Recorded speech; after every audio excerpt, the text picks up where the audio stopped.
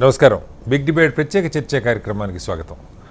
Operation Sindoor తర్వాత భారత ప్రభుత్వం పెద్ద ఎత్తున దేశంలో విదేశాలకి గూఢచర్యం చేస్తున్న రకరకాల వృత్తుల్లో ఉన్న వాళ్ళని ఐడెంటిఫై చేసే ప్రయత్నాన్ని చాలా ముమ్మరంగా మొదలుపెట్టారు. దీనిలో ప్రఖ్యాత యూట్యూబర్ల దగ్గర నుంచి జ్యోతి మల్హోత్రా అనే ట్రావెల్ విత్ జో అనే ఒక యూట్యూబర్ దగ్గర నుంచి మొదలు పెడితే అనేక వృత్తుల్లో ఉన్నవాళ్ళు అనేక రాష్ట్రాల్లో జమ్మూ కాశ్మీర్ దగ్గర నుంచి మొదలుపెట్టి విజయనగరం దాకా, అలాగే హర్యానా నుంచి మొదలుపెట్టి ఢిల్లీ దాకా, మహారాష్ట్ర, పంజాబ్, కర్ణాటక అన్ని రాష్ట్రాల్లో రకరకాల పద్ధతుల్లో సమాచారాన్ని, సున్నితమైన సమాచారాన్ని సేకరించి విదేశాలకు పంపుతున్నట్టుగా చాలా పెద్ద ఎత్తున అరెస్టులు జరుగుతున్నాయి. దీంతోపాటుగా ఆపరేషన్ గోస్ట్ సిమ్ పేరుతో భారతదేశంలో సిమ్ములు నకిలీ ఐడెంటిటీతో కొనుగోలు చేసి వాటిని పాకిస్తాన్లో యాక్టివేట్ చేసి అక్కడి నుంచి వాట్సాప్ల ద్వారా వాళ్ళ అరాచక కార్యక్రమాలకు వాడుతున్నారని, దీనికి కూడా పెద్ద ఎత్తున అస్సాం నుంచి మూలాలు ఉన్నట్టుగా చిన్న చిన్న వృత్తుల్లో ఉన్న వాళ్ళందరూ సహకరిస్తున్నట్టుగా అరెస్టులు జరుగుతున్నాయి. అసలు ఏం జరుగుతుంది, ఎలా వీళ్ళని ట్రాప్ చేయగలుగుతూ ఉన్నారు, డబ్బు ఆశ చూపిస్తున్నారా, వేరే ఏం ఆశ చూపిస్తున్నారు, దాని మీద ఎలా అరికట్టడం, దాని మీద వాళ్ళు బిగ్ డిబేట్లో చర్చని చెప్తే చర్చలో మనతో పాటు డాక్టర్ వినోద్ కుమార్ గారు రిటైర్డ్ ఐఎఫ్ఎస్ అధికారి, అలాగే కాంగ్రెస్ పార్టీ సీనియర్ నాయకులు ఉన్నారు. అలాగే విఠల్ గారు భారతీయ జనతా పార్టీ సీనియర్ నాయకులు కూడా మనతో జాయిన్ అయ్యారు. మరి కాసేపట్లో వివి లక్ష్మణ్ గారు సిబిఐ మాజీ జాయింట్ డైరెక్టర్ వారు కూడా మనతో జాయిన్ అవుతారు. ముందుగా వినోద్ గారు నమస్కారం. వినోద్ గారు, మీరు అత్యున్నత స్థాయిలో భారత్ నుంచి వివిధ దేశాల్లో ఎంబసీలు, తర్వాత డిప్లొమాట్గా మీరు పనిచేశారు. మీ అనుభవంలో ఇప్పుడు ఇక్కడ మనం ఈ జ్యోతి మల్హోత్రా కేసులో మనం చూస్తే సార్, ఆవిడ కొన్ని వీడియోస్ మనకి పహల్గామ్ సంఘటన జరిగిన తర్వాత కూడా ఆమె కొన్ని వీడియోస్ చేసినట్టుగా, పాక్ హై కమిషన్ ఆఫీస్లో పనిచేసేటువంటి డానిష్ అనేటువంటి ఒక వ్యక్తితో సమూహం పరిచయం ఏర్పాటు చేసుకున్నారు. 2-3 సార్లు పాకిస్తాన్ కూడా వెళ్ళొచ్చారంటూ ఉన్నారు. చాలా సున్నితమైన సమాచారాన్ని ఆవిడ అతని ద్వారా పాకిస్తాన్కి చేరవేసినట్టుగా అరెస్టు జరిగింది. అంటే అసలు ఈ విదేశీ హైకమిషనరేట్ కార్యాలయంలో కానీ ఎంబసీల్లో కానీ, ఇప్పుడు మీరు వేరే దేశాల్లో ఎంబసీలో పనిచేశారు, అక్కడికి వెళ్ళినప్పుడు ఇప్పుడు మనకి అనేక ఎంబసీలు, హైకమిషనరేట్ ఆఫీసులు ఢిల్లీలో ఉంటాయి. దానిలో ఎంతమంది ఆ దేశస్తులు ఉంటారు, వాళ్ళకి మిగతా సమాజంతో, భారత సమాజంతో సంబంధాలు ఎలా ఉంటాయి, అక్కడ ఏదన్నా వాళ్ళు కేవలం పత్రికల్లో వచ్చిన వార్తలు అవి వాళ్ళు చేరేసుకుంటే మనకి ఇబ్బంది లేదు, కానీ వేరే ప్రజలతో హనీ ట్రాప్ రూపంలో కానీ, డబ్బు ఆశ చూపి కానీ రకరకాలుగా వాళ్ళని అసలు ఈ సంబంధాలని ప్రభుత్వం నిఘా పెడుతుందా? మీ అనుభవంలో అసలు ఏం జరుగుతుంది, ఈ ఎంబసీలు కానీ హైకమిషనరేట్లు కానీ అక్కడ ఉండే వాతావరణం ఎలా ఉంటుంది వినోద్ గారు? ముందుగా తోటి ప్యానలిస్టులకు, తర్వాత మీకు, తర్వాత ప్రేక్షకులకు నమస్కారం. నమస్తే సార్. మీరు చక్కటి ప్రశ్న అయితే వేశారు. అసలు ఎంబసీలు ఎలా పనిచేస్తాయి, అదే దానికి తెలుసుకోనికి చాలా మందికి తెలియదు. అవును అవును. సింపుల్ గా చెప్పాలంటే ఎంబసీస్ ఆర్ హై కమిషన్స్ అంటే మనం ఎలా ఉంటుంది అని అంటే, వేరు దేశాలల్లో అంటే ఇది కామన్వెల్త్ కంట్రీస్ లో ఉన్న వాటికి మాత్రమే హై కమిషన్స్ అంటాం. ఓకే. ఈ బ్రిటిష్ వాళ్ళ సిస్టమ్ కింద. మిగతా అన్నేమో ఎంబసీస్ అంటాం. ఓకే. అక్కడ మిగతా ఎంబసీలలో ఉండే వాళ్ళనేమో అంబాసిడర్స్ అంటాము. అవును. ఈ హై కమిషన్స్ లో ఉండే వాళ్ళని మామూలుగా హై కమిషనర్స్ అంటాం. అవును. సో ఈ సింపుల్ గా మేమేమంటే Indian missions or foreign missions అనేది అలా మిషన్ అంటాం. కానీ మిషన్స్ 2 కేటగిరీస్, హై కమిషన్స్, తర్వాత మన ఎంబసీస్. ఓకే. ఎంబసీ అని అంటే అది ఒక మినీ ఇండియా మనకు. అంతే, చిన్న సామ్రాజ్యం మీకు అక్కడ. అంతే అది ఎక్స్ట్రా టెరిటోరియల్. అది మనకు ఆల్మోస్ట్ మన ఏరియాలకు వాళ్ళు ఇది కన్సర్న్డ్ కంట్రీలో మనం ఉన్నప్పుడు వాళ్ళు వచ్చి మనం ఇక్కడ మామూలుగా పోలీస్ రైడ్ చేయటం కానీ, ఆక్యుపై చేయటం కానీ, ఎంటర్ కావటం అవి జరగవు. అంటే unless we give the permission. అంటే అది ఎక్స్ట్రా టెరిటోరియల్ లెక్క విత్ ఇన్ దట్ ఇండియా అన్నట్టు. అది విత్ ఇన్ దట్ ఏరియాలో పాకిస్తాన్ మన ఢిల్లీలో ఇచ్చామనుకోండి హై కమిషన్, వాళ్ళ ఏరియా కింద వాళ్ళకు ఉంటుంది. దాంట్లో ఎలా ఉంటుంది అని అంటే, మన మిషన్ లో ఎంబసీలోనే హై కమిషన్ అంటే అది ఒక మినీ ఇండియా అని ఎందుకంటున్నట్టు అన్ని డిపార్ట్మెంట్లు ఉంటాయి మనకు దాంట్లో. అని అంటే ఇప్పుడు లెటర్స్ ఢిల్లీలో ఉన్నది, హై కమిషన్ మనకు పాకిస్తాన్ ఉందనుకోండి. ఓకే ఓకే దాంట్లో పొలిటికల్ డిపార్ట్మెంట్ ఉంటుంది, కమర్షియల్ డిపార్ట్మెంట్ ఉంటుంది, దాని తర్వాత డిఫెన్స్ వింగ్ ఉంటుంది, దాని తర్వాత కన్సులర్ వింగ్ ఉంటుంది, ఇన్ఫర్మేషన్ వింగ్ ఉంటుంది. ఆల్ వెరైటీస్ ఆఫ్ మనకి ఇప్పుడు ఇదే స్టేట్ గవర్నమెంట్ తీసుకోండి లేదా గవర్నమెంట్ ఆఫ్ ఇండియా తీసుకోండి, మనకి ఎన్నో మినిస్ట్రీస్ సుమారుగా ఇప్పుడు సపోజ్ మనకి ఢిల్లీలో ఉన్న పాకిస్తాన్ హై కమిషనర్ ఆఫీస్ అనుకుందాం సరే, ఎంతమంది పాకిస్తాన్ నేషనల్స్ అందులో పనిచేస్తుంటారు? వాళ్ళకి ఢిల్లీలో ఉన్న మిగతా పోలీసుతో కానీ మిగతా సమాజం దగ్గర సంబంధాలు అసలు ఉంటాయా? ఉంటే ఎలా ఉంటాయి? ఇప్పుడు మీరు అన్నది ఏంటంటే ఓకే, యాజ్ ఆఫ్ మనకు ముందు మొన్నటి వరకు ఇది పహల్గామ్ ఇన్సిడెంట్ జరగక ముందు Pakistan nationals, Pakistan diplomats almost 55 ఉన్నారు. ఓకే వాళ్ళకి అసెస్ చేయడానికి ఈక్వల్ నెంబర్ ఉంటారు, బట్ వాళ్ళంతా మనం ఇక్కడ రిక్రూట్ చేసుకున్నాం లోకల్స్.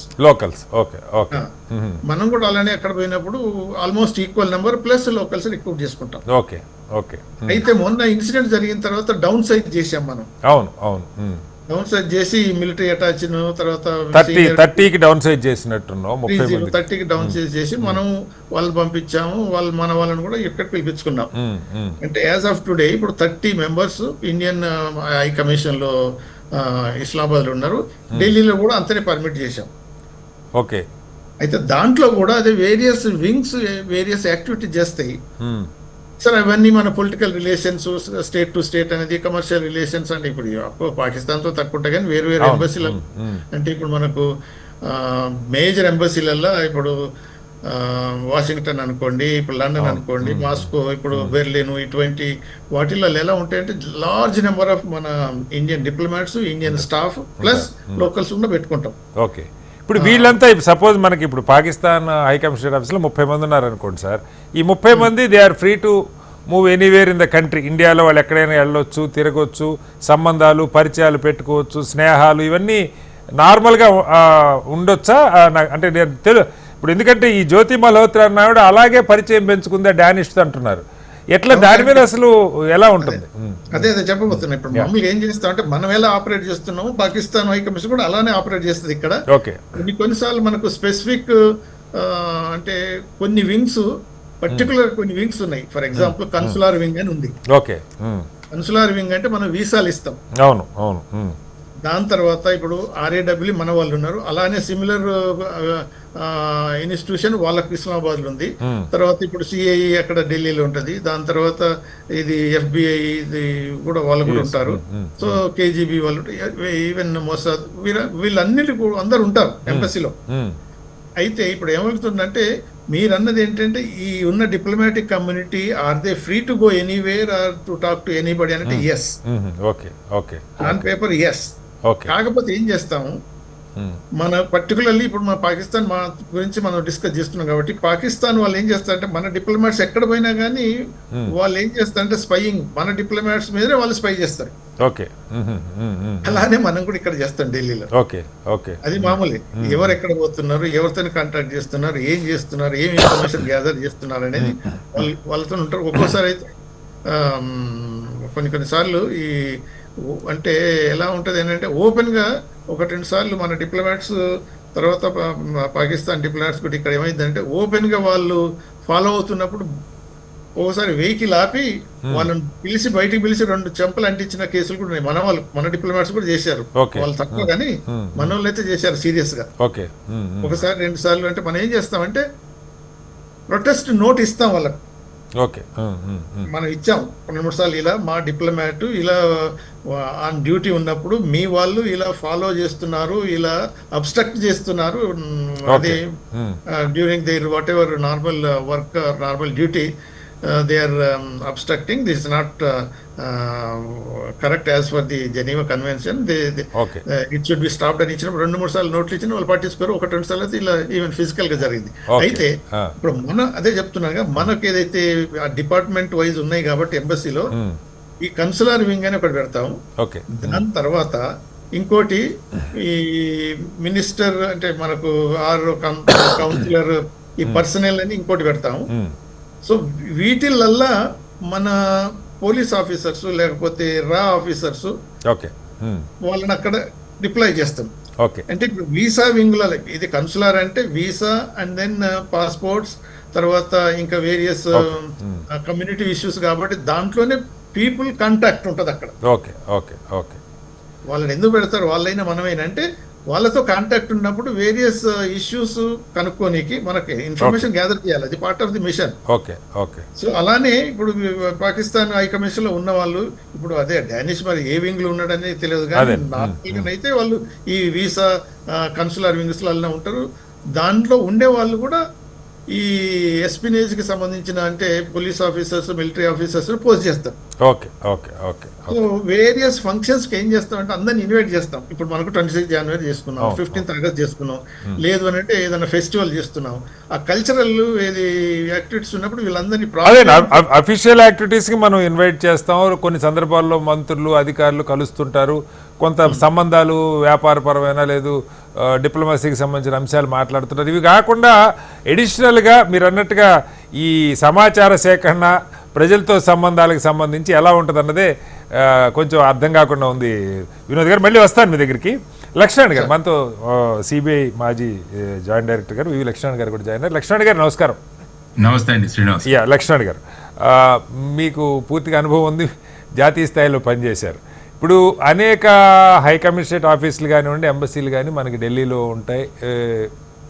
అందులో వాళ్ళు ఆ నేషనల్స్ ఉంటారు, కొంత వాళ్ళకి సపోర్టింగ్ స్టాఫ్ మనోళ్ళు ఉంటారు.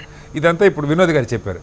అయితే అసలు వాళ్ళ మీద నిఘా, వాళ్ళు మిగతా ప్రజలతో అధికారిక కార్యక్రమాలకు హాజరు కావటం, వాళ్ళ రెగ్యులర్ అఫీషియల్ ఫంక్షన్స్ కాకుండా, యాక్టివిటీస్ కాకుండా ఈ ఈ హనీ ట్రాప్ అనుకోండి, లేదు ప్రజలతో సంబంధాలు పెట్టుకోవడం అనుకోండి, అసలు అంటే వాళ్ళని కలవటానికి సాధారణమైన వాళ్ళకి యాక్సెస్ ఉంటుందా?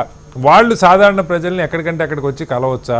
దీన్ని అసలు ప్రభుత్వాలు ఎలా మానిటర్ చేయగలుగుతాయి, ఎలా స్పై చేసి సమాచారం సేకరించగలుగుతాయి?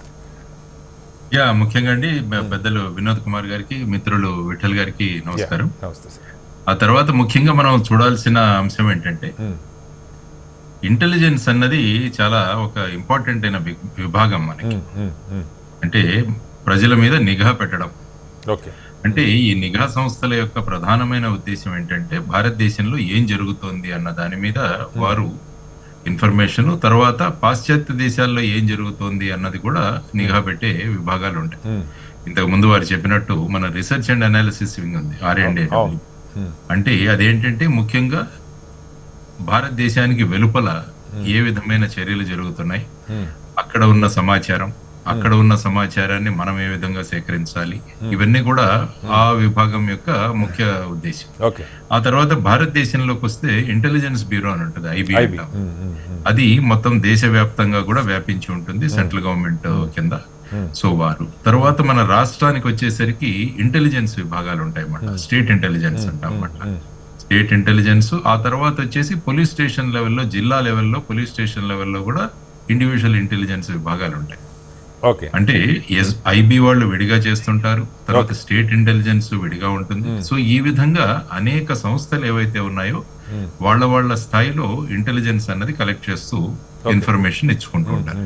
దీని యొక్క ప్రధానమైన ఉద్దేశం ఏంటంటే భారతదేశంలో ఉన్నవారు ఎవరైనా విదేశీయులకు మనం మద్దతు తెలుపుతున్నామా, లేకుంటే ఇక్కడ ఏవైనా టెర్రరిస్ట్ ఆర్గనైజేషన్ కు సంబంధించిన సింపథైజర్స్ గానీ, స్లీపర్ సెల్స్ గానీ యాక్టివిటీస్ ఇక్కడ ఏవైనా ఉన్నాయా, ఇటువంటివన్నీ కూడా వీళ్ళు కలెక్ట్ చేస్తుంటారు అన్నమాట.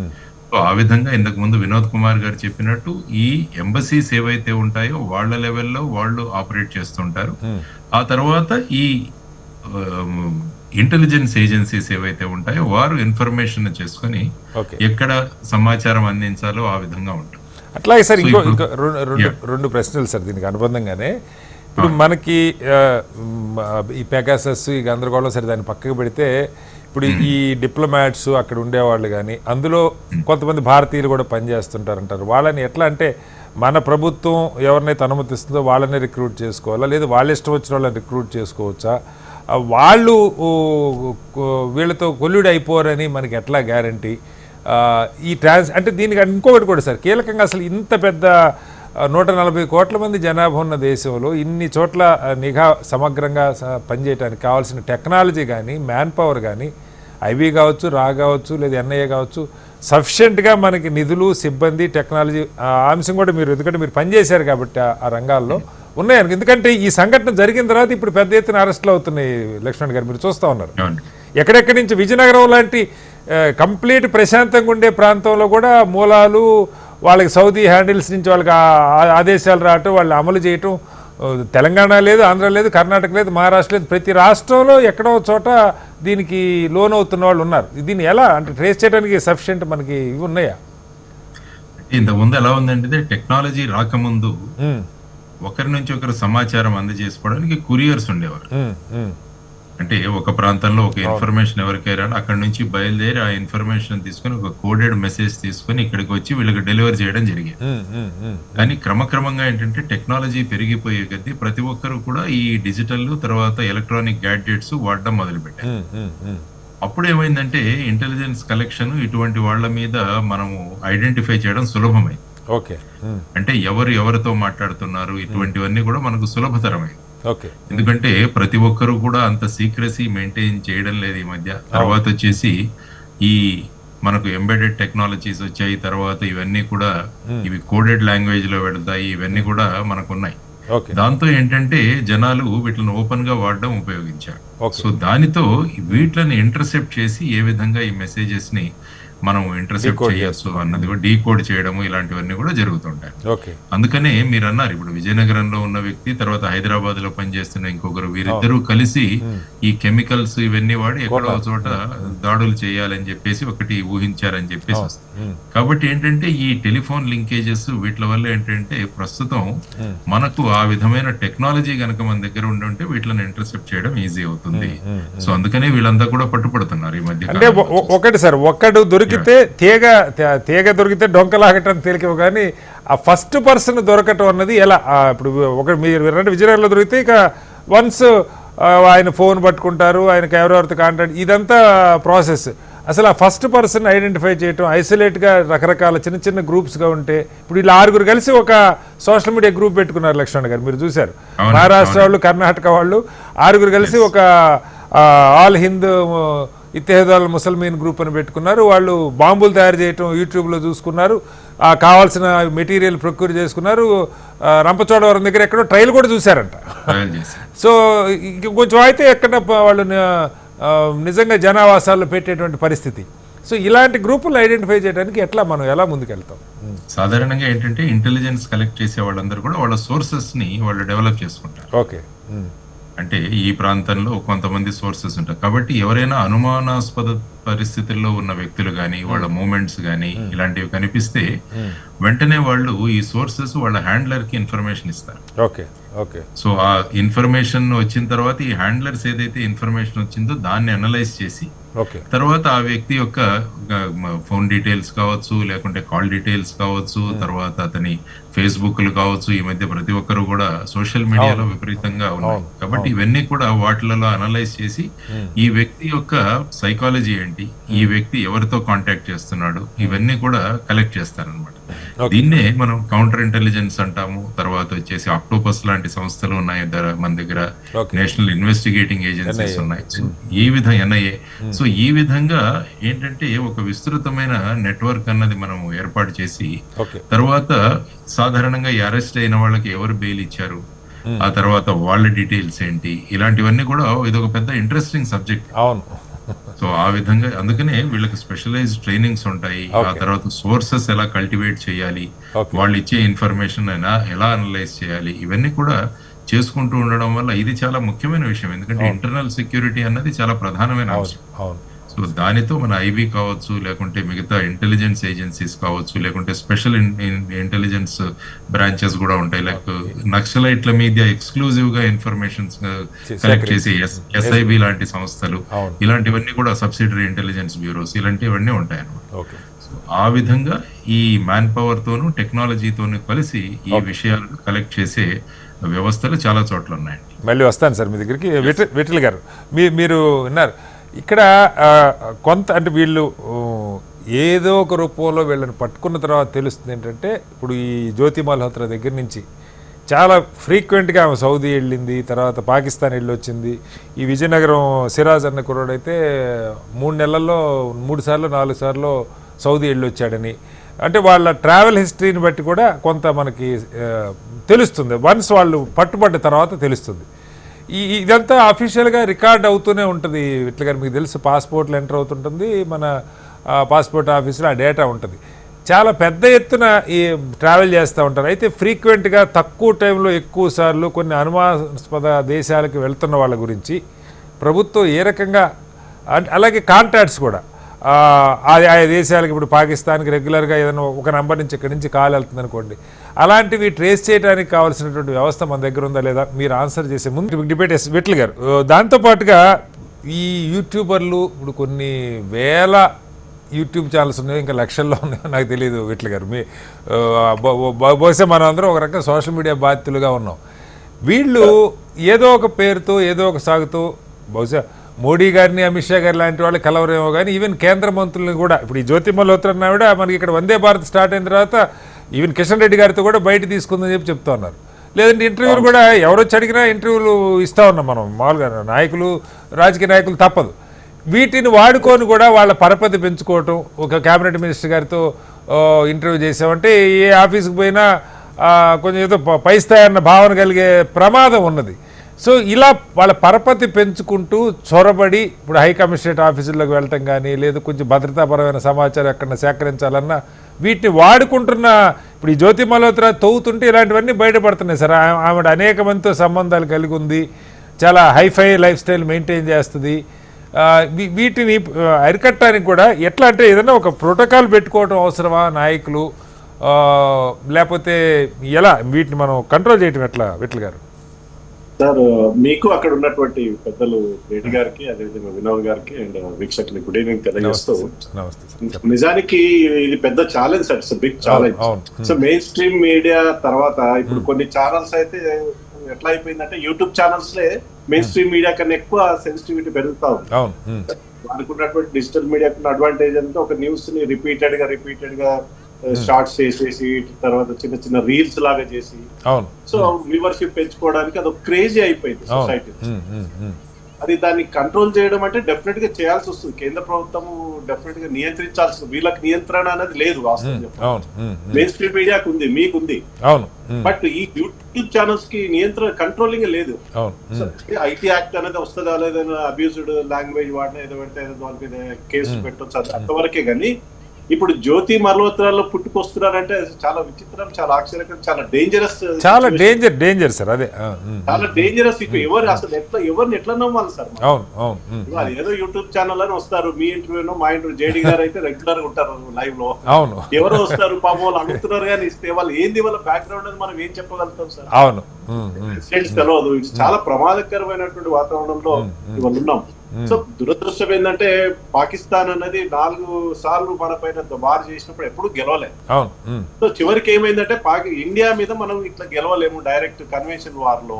సో ప్రాక్సీ వార్ అంటామో ఇంకో రూపంలో నిరంతరంగా వార్ చేస్తున్నారు. సెవరల్ డికేడ్ 2001 ఆన్వర్డ్స్, అంటే బాంబే బ్లాస్ట్ కావచ్చు, హైదరాబాద్ లో జరిగిన బ్లాస్ట్ సార్ మీకు బాగా గుర్తుంది. 2007 లో Lumbini park and as well as Gokul chats లో, నేను ఆ రోజు లుంబినీ పార్క్ కరెక్ట్ ఈ టైం లో జరిగింది అక్కడ బ్లాస్ట్. మనం అందరం సాక్షులం సార్, మనం అందరం చూసాం. సెక్రటేరియట్ నుంచి బయటకు వచ్చి లుంబినీ పార్క్ గేట్ పక్కన ఉన్నా సార్. అయ్యో, ఎంత అంటే అసలు చాలా షాక్ వార్త, ఆర్తనాదాలు. మేమే పోలీసులకు ఫోన్ చేయాల్సి వచ్చినప్పుడు, అంటే ఇట్లాంటి సెన్సిటివ్ ఇష్యూ హైదరాబాద్, ఇండియాలో ఉన్న ప్రతి నగరం ఈ థ్రెట్ ఎదుర్కొంది సార్. బెంగళూరు, చెన్నై, హైదరాబాద్, ఢిల్లీ అయితే ఏకంగా పార్లమెంట్ మీద దాడి చేసి.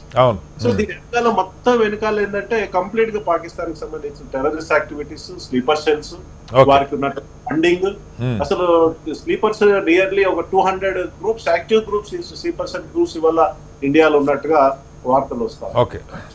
రెడ్డి గారు చెప్పినట్టుగా రా and investigation agencies, investment department, ఐబీలు ఉంటారు, బట్ ఎన్ఐ ఎంత ఉన్నా ప్రజలు ఇవాళ అప్రమత్తంగా ఉండాల్సినటువంటి అవసరం. అంటే ఏదైనా మనం టెక్నాలజీతో ఎలాంటి టెక్నాలజీలు వాడుకొని అసలు ఆ గ్రూపుల్లో వాళ్ళు ఫ్రీక్వెంట్గా ఏం పోస్ట్ చేస్తున్నారు, లేకపోతే ఏ దేశాలకి వ్యూవర్షిప్ వెళ్తుంది, అలా చూడాల్సిందే. కానీ విఠల్ గారు ఫిజికల్గా 100,000 మందిని కాదు 1,00,000 మందిని పెట్టిన చూడటం అసాధ్యం. ఎందుకంటే కోట్ల మంది, 100 కోట్ల వీడియోస్ అప్లోడ్ చేస్తూ ఉన్నారు. ఎట్లా వాటిని మానిటర్ చేయడం కూడా చాలా అసాధ్యం. సోషల్ మీడియా ఒక థ్రెట్ అవుతుంది సార్.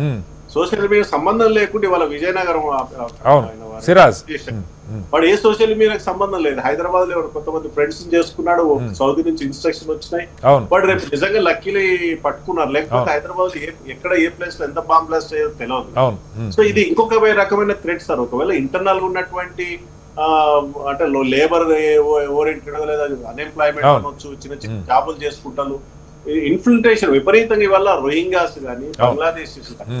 ఆ మధ్యలో మనం వార్తలు చూసినాం సార్, హైదరాబాద్ జిహెచ్ఎంసీ పరిధిలోనే 30,000 మంది ఫేక్ ఆధార్ కార్డులు ఇచ్చినట్టు. ఆధార్ కార్డులే డైరెక్ట్ దానికి వస్తాను సార్. ఇప్పుడు ఆపరేషన్ గోస్టిమ్ అదే, ఇప్పుడు మన సెకండ్ రౌండ్ అదే మాట్లాడదాం. Go head.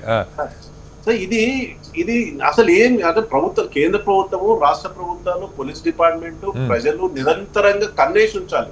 కొత్త వ్యక్తి వస్తే అసలు కొత్త వ్యక్తి అని కూడా చెప్పలేదు సార్. మనం ఆన్లైన్ లో సర్వీసెస్ ఆన్లైన్ లో బుక్ చేసుకుంటాము ఏదో యాప్ లో, ఆ ఇంటికి వస్తాడు, ప్లంబర్ వర్క్ ఎలక్ట్రిసిటీ వర్క్ చేసిపోతాడు, ఆయన బ్యాక్గ్రౌండ్ ఏందో తెలియదు మనకు. వీళ్ళ హైదరాబాద్ లో మొత్తం నా పర్టికులర్ గా Biharis, Bangladesh, Assam, north eastern states కి ఎక్కువ మంది హైదరాబాద్ లో వర్కర్స్ గా వస్తున్నారు. లక్షల మంది ఉన్నారు సార్ హైదరాబాద్ లో. లక్షల మంది అలా వచ్చి ఉంటున్న వలస కార్మికులు అనాలా, వలస కార్మికుల్లో ఇలా ఇప్పుడు అస్సాం కుర్రోడు ఒకడు పట్టుపడ్డాడు సంగారెడ్డిలో, తాపీ మేస్త్రి దగ్గర పనిచేస్తున్నాడు, వాడు సిమ్ములు సప్లై చేస్తున్నాడు, ఓటీపీలు ఇస్తున్నాడు అని చెప్పి సమాచారం. ఇవాళ గిగ వర్కర్స్ ఉన్నారు సార్, వేలలో ఉంటారు గిగ్ వర్కర్స్. సో అదే విధంగా ఈ సర్వీస్ సెక్టర్ లో పనిచేస్తూ ఉంటారు, ఆటో డ్రైవర్స్, క్యాబ్ డ్రైవర్స్, తర్వాత ఈ టూ వీలర్స్ కూడా ఈ మధ్యలో బుక్ చేసుకుంటున్నారు. ర్యాపిడో టూ వీలర్స్ ఎక్కువ వాడేది లేడీస్ సార్ అబ్బాయిల కన్నా. ఎందుకంటే వాళ్ళకు టూ వీలర్ వెహికల్ నడిపేదానికన్నా ర్యాపిడో బుక్ చేసుకుంటారు ఐటీ కంపెనీలో. ఇది వాళ్ళ వెనకాల ఎవరు, ఏంది, వాళ్ళ యాక్సిడెంట్స్ ఏంది, ప్రభుత్వం చాలా సీరియస్ గా వీళ్ళపైన నిఘా పెట్టాల్సిన అవసరం ఉంది. వాళ్ళ అసలు ఒక స్టేట్ కు రాగానే సరే కంట్రీకి బార్డర్స్ ఉంటాయి, చెకింగ్ ఉంటుంది, స్టేట్ కు స్టేట్ కూడా ఏదో రూపంలో చెక్ ఉండాలి. సో వాళ్ళు ఎక్కడ ఉంటున్నారు, ఎవరు వాళ్ళు అలౌట్ చేశారు, వాళ్ళ కాంట్రాక్ట్ ఏంది, వాళ్ళకున్న బాస్ ఎవరు, వాళ్ళ ఏజెన్సీ ద్వారా వచ్చారా, ఇండివిజువల్ గా వచ్చారా, ఎక్కడ రెంట్కుంటున్నారు, ఆ రెంటల్ ఇన్ఫర్మేషన్ కూడా లోకల్ పోలీస్ స్టేషన్ తెలవాల్సిన అవసరం ఉంది. కొత్త వాళ్ళు వస్తే ఇప్పుడు విలేజెస్ లో అయితే చాలా ఈజీగా అర్థమైంది సార్ కొత్త పర్సన్ ఎవరు వస్తే. సిటీస్ లో మనకి ఏం అర్థమైతుంది, అర్బన్ ఏరియాలో ఇప్పుడు ఎవరి పక్కవాడు ఏ అపార్ట్మెంట్ లో ఎవరు ఉంటున్నారో, ఏ రూమ్ లో ఎవరు ఉంటున్నారో. ఇప్పుడు షేక్పేట్ ఏరియాలో వేలాది మంది కనిపిస్తుంటారు కొత్త ఓల్డ్ సిటీ నుంచి చూస్తా ఉంటే.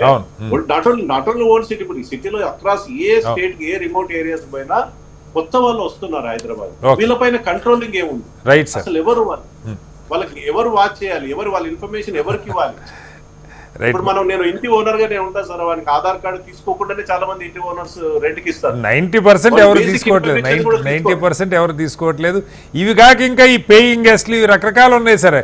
అసలు ఇవి హాస్టల్స్, పీజీలు, ఇక ఎవరు ఉంటున్నారో, ఎక్కడి నుంచి వచ్చి ఉంటున్నారో అసలు కంట్రోలింగ్ లేదు సార్. చాలా ప్రమాదం. ఇదే అడ్వాంటేజ్ పాకిస్తాన్ తీసుకుంటుంది. ఇక్కడ ఉన్నటువంటి ఈ లూజ్ యాక్టివిటీస్ ద్వారానే పాకిస్తాన్ స్లీపర్ స్టేట్ ద్వారా పెద్ద యాక్టివ్ చేయబోతుంది. చాలా అప్రమత్తంగా ఉండాల్సినటువంటి అవసరం. రైట్ సార్, మళ్ళీ వస్తాను. లక్ష్మణ్ గారు, ఇంకొక 2 కీలకమైన అంశాలు సార్. ఒకటి అసలు అంటే సున్నితమైన సమాచారం అంటే ఇప్పుడు సపోజ్ మనం ఒక మిలిటరీలోనో, ఆర్మీలోనో, లేదా డిఫెన్స్ వీటిలో, ఎయిర్ ఫోర్స్లో పనిచేసే ఒక అధికారిని ఎవరన్నా హనీ ట్రాప్ చేస్తే కొంత సమాచారం వాళ్ళ ద్వారా సేకరించి బయటికి పంపిస్తున్నారని మనం అనుకోవచ్చు. అలా కాకుండా ఇప్పుడు ఈ యూట్యూబరు డానిష్ అనే అతను ఈమెని లోబరుచుకున్నాడని మనకు వార్త. అంటే అసలు మిలిటరీలో కానీ, డిఫెన్స్లో కానీ సమాచారం ఏ లెవెల్లో, ఏ స్థాయికి యాక్సెస్ ఉంటుంది అన్నది ఒకటి సార్. అంటే సున్నితమైన సమాచారం చాలా విస్తృతంగా అందుబాటులో ఉంటుందా అన్నది ఒకటైతే, రెండవది సార్ ఈ ఆపరేషన్ గోస్టిమ్ అని చెప్పి ఒకటి జరిగింది సంగారెడ్డి దగ్గర. ఒక కాంట్రాక్ట్ ద్వారా వచ్చి పనిచేస్తున్న ఒక తాపీ మేస్త్రి దగ్గర పనిచేస్తున్న కుర్రోడు, 19 ఏళ్ల కుర్రోడు దగ్గర మెహఫుజుల్ ఇస్లాం అనే కుర్రోడు, అతని పేరుతో అతను 950 సిమ్ కార్డులు సేకరించాడని నకిలీ ఆధార్లతో. వాటిని ఆ నంబర్లు ఉపయోగించి పాకిస్తాన్ నుంచి వాటిని యాక్టివేట్ చేసి వాళ్ళు మిస్యూజ్ చేస్తున్నారు. ఆధార్ తప్పితే వేరే ఏ ఐడెంటిటీ తీసుకోవట్లేదు. లక్ష్మణ్ గారు, మీకు కూడా తెలుసు, మనం ఎప్పుడో ఒకసారి తీసుకుంటాం సిమ్. అసలు ఆధార్ తెచ్చిన మనిషి ఎదురుగా కనపడుతున్నాడా? ఎందుకంటే ఇప్పుడు ఈ అడ్డా కూలీల దగ్గర ఏదో మీకు పథకం వినిపిస్తాను, వాళ్ళందరూ ఆధార్ కార్డులు తీసుకొని ఎవడన్నా పోయి ఆ ఆధార్ పేరుతో సిమ్ములు తెచ్చేసుకో. ఇట్లా అసలు వాళ్ళకి తెలియకుండా కూడా జరుగుతున్నాయి సార్. ఎట్లా వీటి మీద మానిటరింగ్ ఎట్లా లక్ష్మణ్ గారు? మొదటిది మీరు అన్న విషయము సెన్సిటివ్ ఇన్ఫర్మేషన్ ను Yeah. ట్రాప్ చేసి తీసుకోవడం అన్నది మొదటిది. Hmm. ఈ మధ్య చూసుకుంటే డిఆర్డిఓలో పనిచేస్తున్న ఒక పెద్ద సైంటిస్ట్ ని కూడా ఆయన దగ్గర నుంచి చాలా క్రూషియల్ ఇన్ఫర్మేషన్ పాకిస్తాన్ వాళ్ళు తీసుకోవడం జరిగింది. ఓకే. ఇందులో ముఖ్యంగా వాళ్ళు చేస్తున్నది ఏంటంటే, ఒకటి డబ్బులు ఎరచూపడం, రెండవది వచ్చేసి హనీ ట్రాపింగ్. సో వీటి ద్వారా అనేక సమాచారాలు, అనేక సెన్సిటివ్ ఇన్ఫర్మేషన్లు కూడా వెళుతున్నాయి. ఈవెన్ ఆర్మీ ఆఫీసర్స్ ను కూడా ఈ విధంగా ట్రాప్ చేసిన సంఘటనలు మనం చూసాం. సో ఈ విధమైన పరిస్థితుల్లో నీడ్ టు నో బేసిస్ మీద మనము ఇంపార్టెంట్ ఇన్ఫర్మేషన్ అన్నది క్లాసిఫై ఎలా చేయాలన్నది ఒకటి సాధారణంగా. ఎగ్జాక్ట్లీ. అంటే అంత ఇన్ఫర్మేషన్ అందరికీ తెలియకుండా నీడ్ టు నో అని వారికి తెలిసిన ఇన్ఫర్మేషన్ మాత్రమే వారికి తెలిసేటట్టు. తర్వాత ఏంటంటే, ఈ సంస్థల్లో పనిచేసే వాళ్ళ మీద కూడా చాలా రెస్ట్రిక్షన్స్ ఉంటాయి. కానీ ఏమవుతుందంటే, ఇప్పుడు ప్రస్తుతం ఉన్న దాంట్లో ఎవరో సిమ్ కార్డు పెట్టుకుని ఎవరో వాడొచ్చు నా పేరు మీద. ఇప్పుడు మీరే అన్నారు, ఆధార్ కార్డు ఎవరితో ఇంట్లో పనిచేసే వాళ్ళ పేరుతో ఒక సిమ్ కార్డు తెప్పించుకుని అది కూడా వాడేవాళ్ళు ఉన్నారు. సో ఈ విధంగా ప్రలోభాలకు గురి చేసి అనేక సెన్సిటివ్ ఇన్ఫర్మేషన్ రాబట్టడం కూడా, ఎందుకంటే ఇన్ఫర్మేషన్ హ్యాస్ ఇట్స్ కాస్ట్ అంటారు. ఎంత సెన్సిటివ్ ఇన్ఫర్మేషన్ మీరు కలెక్ట్ చేయగలిగితే అంత అమౌంట్ మీకు దొరుకుతుంది అన్నది కూడా ఆ విధంగా కూడా లీడ్ చేస్తారు. సో ఇటువంటి పరిస్థితుల్లో మనం ఏంటంటే, ఈ సెన్సిటివ్ ఇన్ఫర్మేషన్ అన్నదాన్ని ఎక్కడికి వెళ్లకుండా, సాధారణంగా మీరు ఇంటెలిజెన్స్ ఆఫీసులో చూసుకుంటే ప్రతి ఒక్కరూ ఈవినింగ్ వెళ్ళిన తర్వాత వాళ్ళ లాక్స్ వాళ్ళే వేసుకుంటారు, తర్వాత చెక్కింగ్స్ కూడా ఉంటాయి వాళ్ళ మీద. సో ఇటువంటివి ఉంటాయి. కానీ ఇప్పుడు చూస్తే ఏమైందంటే, ఈ మొబైల్ ఫోన్స్ వచ్చాక ఈవెన్ నీట్ లాంటి పరీక్షలు కూడా ఏం చేస్తున్నారు, అక్కడ వాటిని ఫోటోగ్రాఫ్ తీసి ఇమీడియట్ గా వాట్సాప్ లో సెండ్ చేస్తున్నారు. సో అందువల్ల ఏంటంటే, అక్కడ జామర్స్ ఇలాంటి ఫెసిలిటీస్ కూడా మనం పెట్టుకుంటాం. సార్ మీకు చిన్న, ఇప్పుడు మనం బ్యాంకుల్లో సార్ ఒకప్పుడు చూస్తే కంప్యూటర్లు వచ్చాక కూడా చాలా రోజులు ఏదైనా ఒక చిన్న ఆపరేషన్, ఒక ట్రాన్సాక్షన్ చేయాలంటే ఆ ఎంప్లాయీస్కి డైరెక్ట్గా చేసేవాళ్ళు, వాళ్ళకి ఏదో పాస్వర్డ్. ఇప్పుడు అలా కాదు, వాళ్ళ బయోమెట్రిక్ ఏ చిన్న ఇది జరగాలన్నా వాళ్ళ ఫింగర్ ప్రింట్ పెడితేనే ఈ పర్టికులర్ ట్రాన్సాక్షన్ ఎవరు చేశారు అన్నది వాళ్ళ ఫింగర్ ప్రింట్తో అటాచ్ అయిపోతుంది. అట్లా ఇప్పుడు ప్రభుత్వంలో, అంటే నాకు ఈ శాఖలు మీరు అన్నారు తాళాలు వేసుకొని వెళ్తారని, ఈ ఫోన్లో యాక్సెస్ ఏ స్థాయికి ఉన్నది, ఆఫీసులోకి తీసుకెళ్ళొచ్చా, అక్కడ సిస్టమ్స్ వాడుతుంటే ఈచ్ అండ్ ఎవ్రీ డేటా తీసుకుంటున్నా, అప్లోడ్ చేస్తున్నా, ట్రాన్స్ఫర్ చేస్తున్నా, ఎవరు చేశారన్నది ఆటోమేటిక్ రికార్డ్ అయ్యే బయోమెట్రిక్ సిస్టమ్ ఇలాంటివి ఉన్నాయా, ఉంటే సమాచారం అంత తేలిగ్గా బయటికి ఎలా వస్తుంది అన్నది మనకు అర్థం కనిపిస్తుంది. కరెక్ట్. ఈ ఇన్ఫర్మేషన్ దాన్ని బట్టి నేను అదే చెప్పాను. వాళ్ళని ఒక్కోసారి ఏంటంటే, కొంతమంది ఐడియాలజికల్ గా మిగతా దేశాలతో కూడా వాళ్ళు ముడిపడి ఉంటారు. ఆ విధంగా ఐడియాలజికల్ గా కూడా కొంతమందిని వినోవర్ చేస్తుంటారు, కొంతమందిని డబ్బులతో, కొంతమందిని ఈ విధంగా హనీ ట్రాప్స్ ఇలాంటివి పెట్టి వాళ్ళు ట్రాప్ చేసే సంఘటనలు మనం చూసాం. సో వీటన్నిటిని కూడా మనం చెక్స్ అండ్ బ్యాలెన్సెస్ తో వాటిని చేయాలి. ఈ మధ్య ఏంటంటే, ముఖ్యంగా రెటీనా కూడా ఉపయోగిస్తున్నారు. ఈ మధ్య మీరు చూస్తే చెక్ చేసుకోవడానికి వీటన్నిటికి కూడా ట్రాన్సాక్షన్ చేయాలంటే ఒక ఓటీపీస్ ఇలాంటివి పెట్టుకొని, అయినా కూడా ఇటువంటి సమాచారాలు. కానీ యాక్చువల్ గా మీరు డార్క్ వెబ్ కు వెళితే చాలా సమాచారం మీకు దొరుకుతుంది. ఇప్పుడు విజయనగరంలో ఉన్న ఒక వ్యక్తి ఏ విధంగా బాంబు తయారు చేయడం అంటే, మీరు యూట్యూబ్ లో వెళ్ళి కానీ డార్క్ వెబ్ లో కానీ మీరు వెళితే అంత ఇన్ఫర్మేషన్ ఉంటుంది. మధ్య ఎక్కడ ఇందాక విఠల్ గారు అన్నట్టు ఎక్కడా కూడా వీటికి చెక్స్ అండ్ బ్యాలెన్సెస్ అన్నవి అసలు లేవు. ఇదొకటి. రెండవ ఇష్యూ మీరు చెప్పింది ఏంటంటే, ఒక వ్యక్తి సిమ్ కార్డ్స్ తీసుకోండి. అందుకని నేను చాలా చోట్ల ఏం చెబుతుంటానంటే, హోటల్స్ కానీ మనం దిగినప్పుడు మన ఐడెంటిటీ అంటూ ఏం చేస్తారంటే, చాలా మంది ఆధార్ కార్డులు ఇస్తుంటారు రిసెప్షన్. సో నేనేం చెప్తూ ఉంటానంటే, ఎవరికి ఆధార్ కార్డు అన్నది ఇవ్వకండి. వాళ్ళు అడగటమే ఆధార్ అడుగుతారు సార్, అసలు నేను ఎక్కడికి వెళ్ళినా నా ఓటర్ ఐడెంటిటీ కార్డు ఇస్తారు. ఆధార్ ఏమవుతుందంటే, వాళ్ళు ఒక జిరాక్స్ కాపీ తీసి పెట్టుకుంటారు. తీసి పెట్టుకుని మనకు ఆధార్ కార్డు రిటర్న్ చేస్తారు. ఆ తర్వాత ఏంటంటే, ఈ జిరాక్స్ కాపీస్ అన్నవి మార్కెట్ లో సర్క్యులేట్ అయ్యి, ఇప్పుడు ఏంటంటే టెలికాం సంస్థల మధ్య కూడా మాకు ఇన్ని కనెక్షన్లు ఉన్నాయి, మాకు ఇన్ని కనెక్షన్లు, మేము ఎన్ని సిమ్ కార్డ్స్ ఇష్యూ చేసామన్నది వాళ్ళ పర్ఫార్మెన్స్ ఇండికేటర్. కాబట్టి బేసిక్ గా ఉన్న ఈ వెరిఫికేషన్స్ ఏవైతే ఉన్నాయో అవన్నీ కూడా చేయకుండా, ఈ విధంగా మీరు చెప్పినట్టు ఒక వ్యక్తి 900 సిమ్ కార్డ్స్ తీసుకోగలిగాడు అంటే ఏ విధంగా ఈ నెక్సెస్ నెట్వర్కింగ్ జరుగుతుంది అన్నది మనం చూడాలి. కాబట్టి యాజ్ సిటిజన్స్ కూడా మనం చాలా జాగ్రత్తగా ఉండాలి. మన ఆధార్ అన్నది చాలా తక్కువ ఇన్స్టెన్సెస్ లో మన ఐడెంటిటీ ప్రూఫ్ కి ఇవ్వాలి. కాబట్టి నేను మొన్న చాలా 2-3 పెద్ద మీటింగ్స్ లో కూడా చెప్పాను, మీరు ఎప్పుడైనా హోటల్స్ లో వెళ్ళినప్పుడు don't give your Aadhaar card as your identity, give some other card. Driving licence ఇవ్వండి, ఓటర్ ఐడి ఇవ్వండి, అవన్నీ కూడా నడుస్తాయి. కానీ మనం ఈజీగా, కానీ ఈ ఆధార్ కార్డు వల్ల ఎన్ని అనర్థాలు జరుగుతాయో మనం చూస్తున్నాం. సో ఇలాగా సిటిజన్ ఎడ్యుకేషన్ కూడా చాలా ఇంపార్టెంట్. ప్రజల్ని ఎడ్యుకేట్ చేయడం కూడా చాలా ఇంపార్టెంట్. సో ఈ విధంగా మనం చర్యలు తీసుకోవడం ద్వారా, ఎందుకంటే కేవలం ఇది ఈ నిఘా సంస్థల యొక్క పని మాత్రమే అనుకుంటే కుదరదు. ప్రతి ఒక్కరు కూడా పరిసరాల దగ్గర ఏం జరుగుతాయన్న దాని మీద ఒక వాచ్ పెట్టాలి. ఆ తరువాత బయట ఏం జరుగుతుందో అనుమానాస్పదమైన కదలికలు ఎక్కడైనా ఉంటే వెంటనే సంబంధిత ఇంటెలిజెన్స్ ఏజెన్సీ కానీ పోలీస్ స్టేషన్ కానీ ఇన్ఫార్మ్ చేయాలి. At the same time police department కూడా ఈ ఇన్ఫర్మేషన్ ను తీసుకుని దాన్ని గోప్యంగా ఉంచి ఆ వ్యక్తి యొక్క ఐడెంటిటీ బయటపడకుండా చూడాలి. ఇప్పుడే ఏమవుతుందంటే ప్రజలు ముందుకొచ్చి ఇన్ఫర్మేషన్ ఇస్తారు. సో ఈ విధంగా అన్ని సంస్థలు గనక పనిచేసి ప్రజలను ఇన్వాల్వ్ చేయగలిగితే మనకు అనేక ఇన్ఫర్మేషన్. ఈ మధ్య ఏంటంటే చాలా సిటీస్ లో ఈ సీసీటీవీ కెమెరాస్ పెట్టడం వల్ల కూడా చాలా ట్రాక్ చేయగలుగుతున్నాం మనం. ఎందుకంటే అవి కూడా ఏఐతో లింక్డ్ ఉన్నాయి కాబట్టి ఒక వ్యక్తిని ఏదైనా ఒక్క సీసీటీవీ కెమెరా పికప్ చేసిందంటే ఆ వ్యక్తి యొక్క మూవ్మెంట్స్ కంప్లీట్ గా మనం అనలైజ్ చేయొచ్చు అనమాట అన్ని కెమెరాస్. సో ఈ విధంగా టెక్నాలజీ అన్నది చాలా ప్రధానమైన అంశంగా మనకు ఇంటెలిజెన్స్ లో ఉపయోగపడుతుందని మనం చూసుకోవాలి. వినోద్ గారు, ఇంకొకటి అంటే ఇప్పుడు ఇందాక లక్ష్మణ్ గారు చెప్పారు, రకరకాల స్థాయిల్లో ఇంటెలిజెన్స్ ఐబీ కానీ లేదా రాష్ట్ర స్థాయిలో ఉండే ఇంటెలిజెన్స్ వింగ్స్ కానీ చాలా సందర్భాల్లో ముఖ్యంగా రాష్ట్రాల స్థాయిలో అయితే ఈ ఇంటెలిజెన్స్ అంతా పొలిటికల్ ఇంటెలిజెన్స్గా ఉపయోగించుకుంటున్నారన్న ఆరోపణ ఉంది. ఆయా రాష్ట్రాల్లో ప్రతిపక్ష పార్టీలు ఏం చేస్తున్నాయి. గతంలో బీఆర్ఎస్ నుంచి పెద్ద ఎత్తున అదే జరిగిందని అధికారులు కూడా విదేశాల్లో పోయి తలదాచుకున్న పరిస్థితి మనం చూస్తూ ఉన్నాం. అంటే ఏ పార్టీలైనా, అది ఒక పార్టీ అని కాదు, అధికారంలో ఆ రాష్ట్రంలో ఏ ప్రభుత్వం ఉంటే వాళ్ళ ప్రతిపక్ష నాయకులు ఏం చేస్తున్నారు, వాళ్ళ ఫోన్లు ట్యాప్ చేయటం, లేదు వాళ్ళ సమాచారం వాళ్ళ మీద నిఘా, లేకపోతే ఎన్నికల్లో ఆ పార్టీకి ఎలా ఉంది, ప్రజల్లో నాడెల్లో దీనికి వాడుతున్నారన్న అభియోగం చాలా పెద్ద ఎత్తున ఎప్పటి నుంచో ఉంది.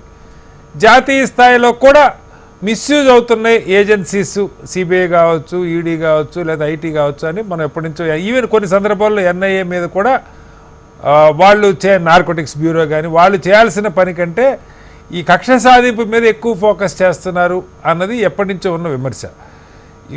ఉన్నదే తక్కువ మనకున్న టెక్నాలజీను ఇప్పుడు ఇజ్రాయెల్ లాంటి దేశాలతో పోలిస్తే 10వ వంతు ఉన్నాం అనుకున్నాం. నాకు తెలియదు, అంటే మనం ఉపయోగిస్తున్న టెక్నాలజీ కానీ మన ఇంటెలిజెన్స్ నెట్వర్క్ కానీ అంత యాక్యురేట్గా ఉందా అన్నది ఒక క్వశ్చన్ మార్క్. ఆ ఉన్న కొద్ది రిసోర్సెస్, కొద్ది మ్యాన్ పవర్ కూడా ఇట్లా కక్ష సాధింపులకో లేదు ప్రతిపక్షాల గురించి సమాచారమో ప్రజల్లో నాడి తెలుసుకోవటానికో వాడుతున్నారు అన్నది విమర్శ. ఏం చెప్తారు? శ్రీనివాస్ గారు, మీరు అన్నది అఫ్ కోర్స్ ఏంటంటే ఇన్స్టిట్యూషన్స్ ను మిస్యూజ్ చేసుకుంటున్నది ruling party or ruling whatever మన government in whether it is in the state or in the centre. అదే సెంట్రల్ లోనైనా స్టేట్ లోనైనా ఇదని ఏదైతే ప్రతిపక్ష పార్టీలు పదే పలుమార్లు ఇలా లేవనెత్తుతున్నదంటే దాంట్లో కూడా కొంత డెఫినెట్ గా దెర్ ఈస్ ఎ ట్రూత్.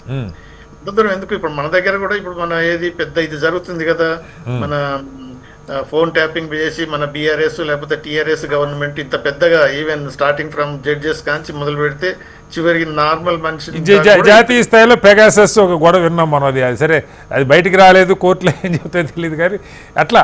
చెప్పండి సార్. అదే అంటే ఇప్పుడు అది ఒకటి, ఈ ఇన్స్టిట్యూషన్స్ క్రియేట్ చేయటం అనేది ప్రభుత్వాలు ఏ ఉద్దేశంతోనైతే వాళ్ళకు ఆబ్జెక్టివ్స్ ఏమైతే ఇస్తారో దాన్ని సంపూర్ణంగా వాళ్ళు పనిచేసి దానికి జస్టిస్ చేయటం ఒక ఎత్తు. తర్వాత ఆ ఇన్స్టిట్యూషన్ నే అధికారంలో ఉన్న పార్టీ అయినా లేకపోతే పర్సన్స్ అయినా యూజ్ చేసుకొని ప్రతిపక్షాల మీద ఏదైతే నిఘా పెట్టడం, ఇంటెలిజెన్స్ గ్యాదర్ చేసుకోవడం అనేది నేచురల్ గా జరుగుతుంది. మన ఇండియాలోనే కాకుండా ఎవ్రీవేర్ త్రూఅవుట్ ద వరల్డ్ ఇలా చాలా జరుగుతుంది. కాకపోతే ఏంటంటే మన ఇండియాలో ఎక్కువ అయింది అనేది ఈ మధ్య అంటే ప్రతిపక్షాలు లేవనెత్తున్న విషయం తెలిసిందే.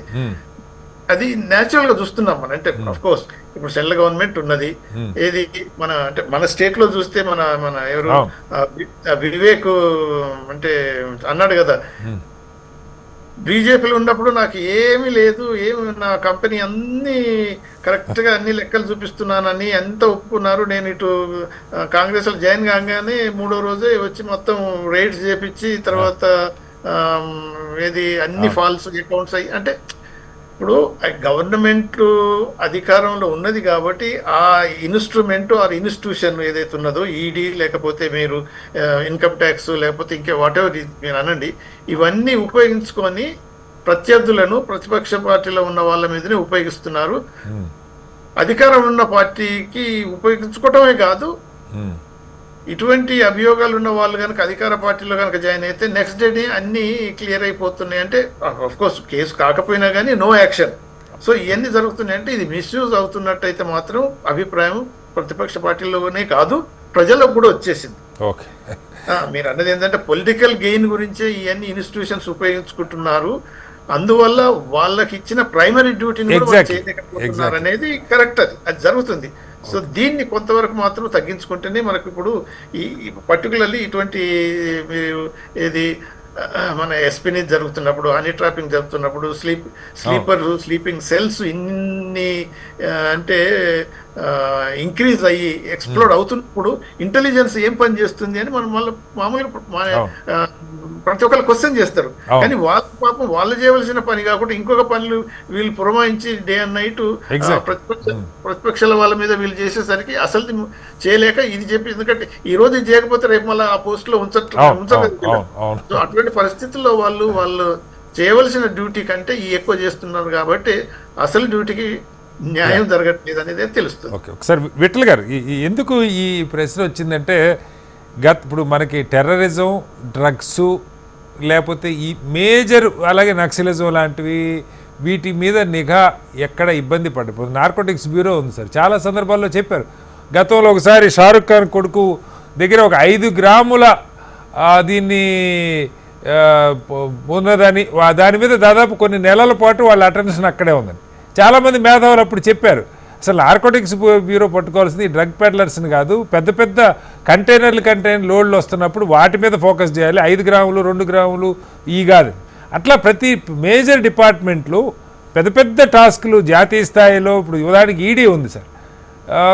ఒక దశాబ్దం క్రితం నాకు తెలిసి మొట్టమొదటిసారి తెలుగు రాష్ట్రాల్లో జగన్మోహన్ రెడ్డి గారి కేసులోనే జేడీ గారు ఉన్నప్పుడే, లక్ష్మణ్ గారు పనిచేసినప్పుడు ఈడీ పేరు ప్రస్తావన పెద్ద పెద్ద ఆర్థిక నేరాలు పట్టుకునే పరిస్థితి.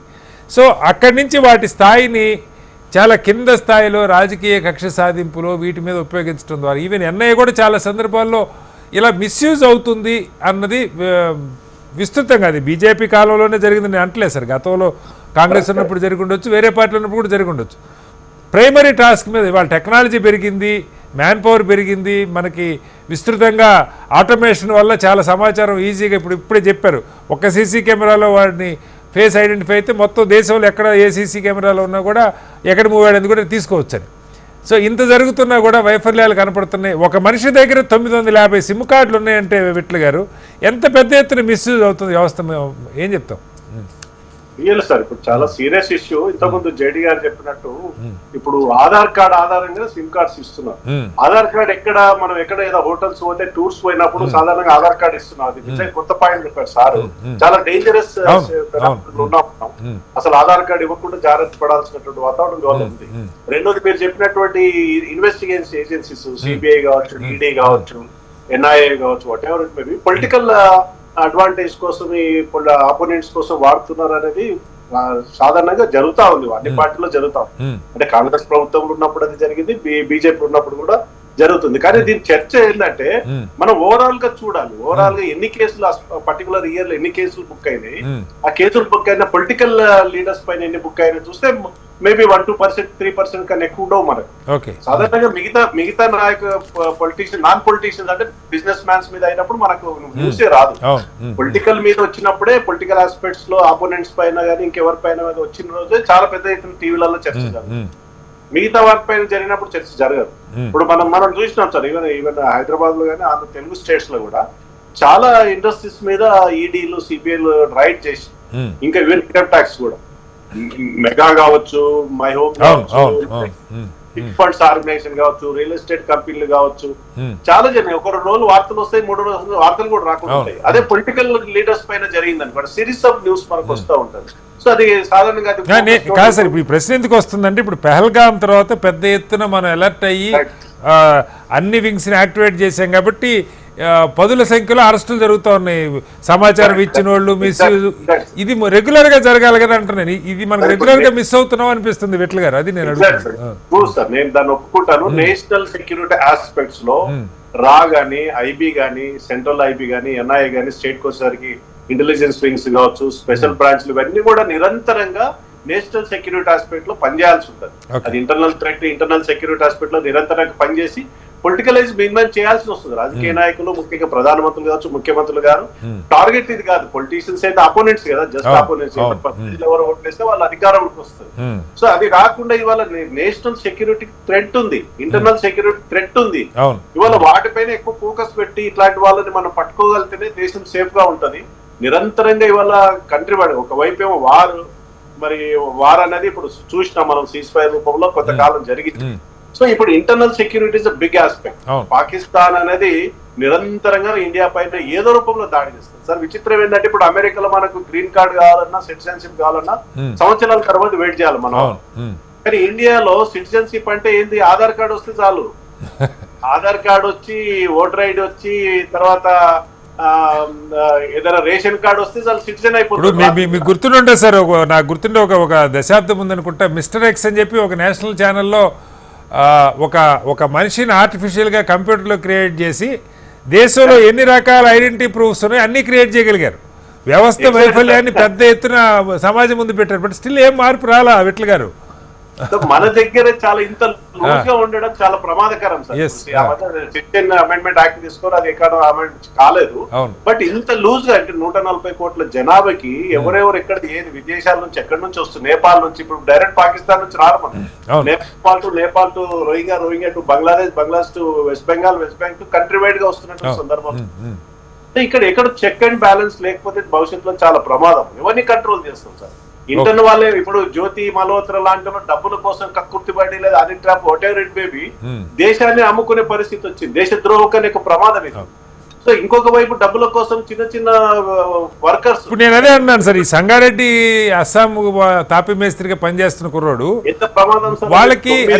సార్ మనం లోతుగా ఆలోచిస్తే విట్ల గారు, వాళ్ళకి ఇదేదో పాకిస్తాన్ నీ పేరుతో సిమ్ కార్డు ఉంటుంది, ఓటీపీ చెప్పంటే చెప్తే ఒక 50 రూపాయలు 100 రూపాయలు. అసలు ఓటీపీ చెప్పడం ఎంత రైటా రాంగా? వాడి దగ్గర బ్యాంకులో డిపాజిట్లు ఉండవు. ఇప్పుడు మన బోటోళ్ళు అంటే బ్యాంకులో డబ్బులు ఉంటాయి కాబట్టి ఓటీపీ చెప్తే పోద్ది అనుకుంటాం. ఈ ఓటీపీ చెప్తే నష్టం లేదు, ఓటీపీ చెప్పరా ఒక 500 ఇస్తారు అంటే ఈ గుట్కాల్లో తినేవాళ్ళు లేదా తాగుతున్న వాళ్ళు తేలిక పడిపోతారు కదా విట్ల గారు. సమస్య అది చెప్పేవాళ్ళు అదే సార్. ఇప్పుడు మనకు కంట్రీ వైడ్ గా చెక్ అండ్ బ్యాలెన్స్ చాలా సీరియస్ యాక్షన్. ఈ పొలిటికల్ అడ్వాంటేజ్ ఆపోనెంట్స్ పైన దృష్టి పెట్టకుండా కంట్రీ వైడ్ గా ఇవాళ అన్ని ఇన్వెస్టిగేషన్ ఏజెన్సీస్ కావచ్చు, రా కావచ్చు, ఐబీ కావచ్చు, స్టేట్ ఇంటెలిజెన్స్ ఆర్గనైజేషన్స్ అన్ని కూడా ఇంటర్నల్ సెక్యూరిటీ మీద పనిచేయాల్సి వస్తుంది. సంపూర్ణంగా పనిచేస్తేనే మన ఎంతో దేశం సేఫ్ గా ఉంటుంది. అదర్వైజ్ ఎప్పుడు ఏం జరుగుతుందో చెప్పలేము సార్. సరే నిన్న పట్టుకున్నారు విజయనగరం, లేక అది ఏమైనా జరగవచ్చు కదా సార్. అలా హైదరాబాద్ ఇప్పుడు కంట్రీ వాడికి థ్రెట్ ఉంది సార్. డెఫినెట్ గా పాకిస్తాన్ విజయనగరంలో పట్టుబడి అబ్బాయి వాళ్ళ ఫాదరు పోలీస్ డిపార్ట్మెంట్, ఇక్కడ హైదరాబాద్ లో సమీర్ అహ్మద్ అన్న అబ్బాయి లిఫ్ట్ మెకానిక్, ఇంకొకడు సంగారెడ్డిలో తాపీ మేస్త్రిగా పనిచేస్తున్నాడు. వీళ్ళు ఎవరిని మామూలుగా మనం దేశద్రోహులు లేదా వీళ్ళకి పాకిస్తాన్ ఐఎస్ఐతో సంబంధాలు ఉంటాయని ఊహించడం కూడా అసాధ్యం. వాళ్ళకి వాళ్ళు ఇప్పుడు దేశద్రోహం కూడా అనుకోడు. అది కూడా పని వాడికి 50,000, 10,000, 20,000 వాడు రోజుకు 1000 రూపాయలు సంపాదించాడు. 10,000 ఇస్తుంటే ఏదైనా చేస్తాడు. ఓకే, అట్లాంటి వాతావరణం ఉన్నాం సార్. లక్ష్మణ్ గారు, ఇక్కడ ఆధార్ గురించి మనం చర్చ వచ్చింది సార్. ఒక సిమ్ కార్డు కావాలంటే మీరు అన్నట్టు ఆధార్ జెరాక్స్ ఉంటే ఆ ఆధార్ జెరాక్స్ పేరు మీద అదే ఐడెంటిటీ ప్రూఫ్, బహుశా అదే అడ్రస్ ప్రూఫ్, లేదా అడ్రస్ ప్రూఫ్ కాకపోయినా అడ్రస్ ప్రూఫ్ ఎలక్ట్రిసిటీ బిల్లు తీసుకుని ఇచ్చేస్తారు. దాన్ని పెట్టుకొని సిమ్ కార్డులు ఇస్తున్నారు. ఆధారు కావాలంటే కూడా మరి ఎంత మేరకు మీరు అన్నట్టు ఐరిస్ తీసుకుంటున్నారా, లేకపోతే ఏదో చిన్న ఉద్యోగి కక్కుర్తి పడితే దొంగ ఆధార్లు పుట్టుకొచ్చేస్తాయి దొంగ పేర్లతో. ఎట్లా అంటే మనకి చెక్స్ అండ్ బ్యాలెన్సెస్ అసలు ఐడెంటిటీ ప్రూఫ్లు ముఖ్యంగా సిమ్ములు సార్. ఇప్పుడు ఈ సిమ్ములు ఇన్ని వందలు, ఇప్పుడు అసలే మనకి వలస కార్మికులు ఎక్కువ. వాడు ఎక్కడో పోయి ఉంటాడు, గౌతి వాడో అగర్తలా వాడో వచ్చి హైదరాబాద్లో ఉంటుంటే వాడిని ఎక్కడైనా పట్టుకుంటారు. వాడి పేరుతో ఒక సిమ్ కార్డు ఉంటే ఎట్లా ట్రేస్ చేస్తాము, ఎలా సార్? భారతదేశంలో ఇప్పుడు చూస్తే సుమారుగా 100 కోట్ల స్మార్ట్ ఫోన్స్ ఉన్నాయి. అవును, అది త్వరలో ఐ థింక్ ఒక 10 సంవత్సరాల్లో 150 కోట్ల దాకా అవుతుందని అంటున్నారు. అవును, ఎందుకంటే భారతదేశం జనాభా అన్నది ఒక రకంగా చూసుకుంటే ఇటువంటి ఇన్ఫర్మేషన్ మీద చెక్ పెట్టడానికి, ఇంటెలిజెన్స్ కలెక్ట్ చేయడానికి చాలా కష్టతరమైన వ్యవహారం. ఆ తర్వాత ఏంటంటే ఒక సిస్టమ్ వచ్చిన తర్వాత కొన్ని రోజులు ఫాలో అవుతుంది, ఆ తర్వాత మళ్ళీ రొటీన్ లోకి పడిపోతారు. అంటే ఒక ఈవెంట్ మేనేజ్మెంట్ లాగా జరుగుతుంది అనమాట. ఏదైనా జరిగినప్పుడు వెంటనే అంతా హడావిడి, అవును ఆ తర్వాత కొన్ని రోజుల తర్వాత మళ్ళీ దీంట్లో లాక్సిటీ ఇదంతా కూడా వస్తుంది. అవును సో దీన్ని కాకుండా మనం చెక్స్ అండ్ బ్యాలెన్సెస్ అంటే ఈ సిమ్ కార్డ్ అన్నది ఇట్ ఇస్ ఎ మస్ట్ అయిపోయింది. అవును ఇంతకు ముందు కొన్ని సంవత్సరాల పూర్వం ఏసీ అన్నది లగ్జరీ అనుకునేవాళ్ళం, కానీ ఇప్పుడు మస్ట్ అయిపోయింది. అవును అదే విధంగా ఇప్పుడు స్మార్ట్ ఫోన్ అన్నది ఇట్స్ ఎ మస్ట్, అంటే it's a part of your this thing. ఎంత చిన్న కార్మికుడైనా కూడా ఒక స్మార్ట్ ఫోన్ అయితే మటుకు వెంటనే ఉంటుంది. అవును సో ఈ విధమైన పరిస్థితులలో మనం ఈ సిమ్ కార్డ్స్ ఇవ్వడం అన్నదాన్ని ఎలా రిస్ట్రిక్ట్ చేయాలన్న దానికి ఒక ప్రోటోకాల్ అన్నది డిజైన్ చేయాల్సిన అవసరం చాలా ఉంది. ఓకే ఆ తర్వాత ఏంటంటే టెక్నాలజీ ఎంత పెరిగిపోయిందంటే ఇప్పుడు ఆర్టిఫిషియల్ ఇంటెలిజెన్స్ వచ్చిన తర్వాత ఈ డూప్లికేట్లు ఇట్లాంటివి ప్రొడ్యూస్ చేయడం చాలా సులభం అయిపోయింది. అవును ఎందుకంటే సేమ్ ఒక ఆధార్ కార్డు మీకు ఇస్తే దానిలో రకరకాల మార్పులు తీసుకురావచ్చు. అవును దాన్ని చెక్ చేయడం అన్నది మనకు సిమ్ కార్డ్ ఎక్కడ దొరుకుతాయి? చిన్న షాపుల్లో వెళితే సిమ్ కార్డ్స్ దొరికి రోడ్డు మీద టెంట్లేసి ఇస్తుంటారు సార్ సిమ్ కార్డ్ ఇస్తున్నారు. అది కాబట్టి ఆ విధంగా ఇస్తున్నప్పుడు ఆ ప్రొసీజర్ లో కూడా ఎక్కడో చోట మార్పు రావాలి. సో మనకి ఇప్పుడు జరుగుతున్న విషయాల గురించి మనం అనలైజ్ చేసి దీన్ని జరగకుండా ఎలా చేయాలన్న దాని గురించి ఒక ప్రోటోకాల్ ఒకటి తయారు చేసి తర్వాత అది స్ట్రిక్ట్లీ ఇంప్లిమెంట్ అయ్యేటట్టు కూడా చూడాలి. అట్లాగే సార్ ఈ డార్క్ వెబ్ అన్నారు మీరు ఇందాక, అంటే అసలు ఇది సాధారణ ప్రజలకి దానికి యాక్సెస్ ఉంటుందా లేదు, దాన్ని అసలు దాని గురించి ఏంటి సార్? అంటే టెర్రరిస్టులకి యాక్సెస్ ఉంటుంది ఎలా? చాలా మందికి తెలియదు అసలు అది. ఇప్పుడు ఏంటంటే చాలా మంది ఇంక్లూడింగ్ చాలా మంది డార్క్ వెబ్ ఉపయోగించుకొని నార్కోటిక్స్ తెచ్చుకుంటున్నారు వాళ్ళు. ఓకే ఓకే అంటే యాక్సెస్ ఎలా ఉంటుందంటే దానికి యాక్సెస్ కూడా పెద్ద డిఫికల్టీ కాదు దాంట్లో. మీకు ఓకే ఓకే చాలా మంది ఏంటంటే ఈ డార్క్ వెబ్ లోకి వెళ్ళిపోయి దాంట్లోంచి అనేక సమాచారాలు ఇంక్లూడింగ్ ఎక్స్ప్లోజివ్స్, మ్యానుఫ్యాక్చరింగ్ ఇవన్నీ కూడా జరుగుతున్నాయి. కొంతమంది ఈ డార్క్ వెబ్ లో ఉన్న టెక్నాలజీని వాడు ఈవెన్ వెపన్స్ తయారు చేసే స్థాయికి కూడా వెళ్ళిపోతుంది. సో దాన్నేమి ప్రభుత్వాలు నియంత్రించే అవకాశం లేదా? ఇప్పుడు ఏమైపోయిందంటే ఇది మొత్తం ఇంటర్నేషనల్ గా అయిపోయింది, ఇప్పుడు గ్లోబల్ విలేజ్ గా మారిపోయింది. ఓకే ఓకే ఇప్పుడు యూట్యూబ్ నేను చైనా నుంచి నేను అప్లోడ్ చేయొచ్చు, లేకుంటే చిన్న దేశం నుంచి కూడా అప్లోడ్ చేయొచ్చు. దాని మీద ఏంటంటే ఈ మన చట్టాలను ఇంప్లిమెంట్ చేయడం చాలా కష్టం అయిపోయింది. వీళ్ళు ఎక్కడో కూర్చొని చేస్తుంటారు, వాళ్ళను చట్టంబద్ధంగా వాళ్ళ మీద చర్యలు తీసుకోవడం కూడా చాలా కష్టం అయిపోయింది. కాబట్టి రాబోయే కాలంలో ఏంటంటే టెక్నాలజీ పెరుగుతున్న కొద్దీ ఈ విషయాలు చాలా కష్టతరం అవుతాయి. ఫైనల్ గా ఏంటంటే మన ఇండివిజువల్ మన బిహేవియర్, మన రెస్పాన్సిబిలిటీ దీన్ని పెంచాల్సిన అవసరం చాలా ఉంది. సో అల్టిమేట్ మన ఎడ్యుకేషన్ సిస్టమ్ లో కానీ వీటి తర్వాత చట్టాల అవగాహన కూడా ప్రజలకు కల్పించాలి. ఇది కూడా చాలా ముఖ్యమైన విషయం. ఆ విధంగా వెళ్ళాలని అనుకుంటాను.